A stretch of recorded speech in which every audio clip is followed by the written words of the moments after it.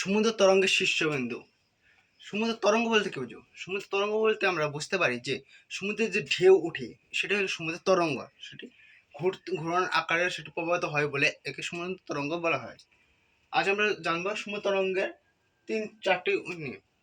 সমুদ্র তরঙ্গ শীর্ষবিন্দু, তরঙ্গের দ্রোণী বা নিম্নবিন্দু, তরঙ্গের দৈর্ঘ্য এবং তরঙ্গ উচ্চতা।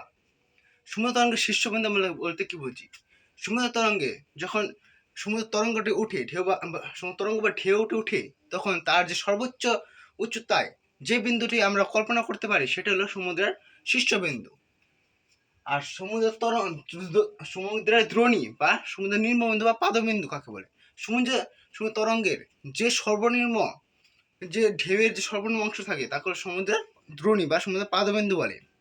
আর সমুদ্রের তরঙ্গ দৈর্ঘ্য বলে। সমুদ্রের তরঙ্গের দুটি তরঙ্গ পরপর যে ঢেউ খেলানোর মতো যে অংশটা থাকে সে পরপর সমুদ্র দ্রোণী বা তরঙ্গের শীর্ষবিন্দু যে মধ্যে যে দূরত্ব তাকে তরঙ্গের দৈর্ঘ্য বলে।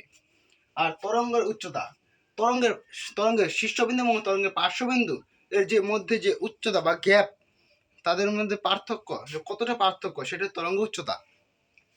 তো যদি এটা একটা তরঙ্গ, এটা ধরেন একটা তরঙ্গ, এর শীর্ষবিন্দু হলো এই উচ্চ অংশটা, এটি শীর্ষবিন্দু, আর এদিকে এটা শীর্ষবিন্দু, এটা শীর্ষবিন্দু হবে, এটা শীর্ষবিন্দু হবে।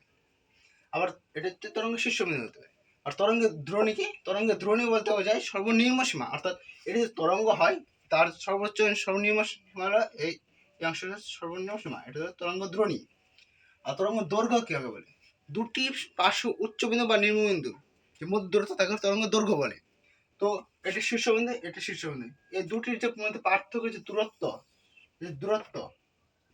এই যে দূরত্ব এটাকে বলে তরঙ্গ দৈর্ঘ্য বলে। অর্থাৎ তাদের মধ্যে দূরত্ব ডিস্টেন্স তাকে বলে তরঙ্গ দৈর্ঘ্য বলে। আর তরঙ্গ উচ্চতা কাকে বলে? তরঙ্গ উচ্চতা বলতে বোঝায় তরঙ্গ শীর্ষবিন্দু এবং তরঙ্গের যে দ্রোণী বা পাদবিন্দু এর পার্থক্য, মানে হাইটের যে পার্থক্য তাকে তরঙ্গ উচ্চতা বলে।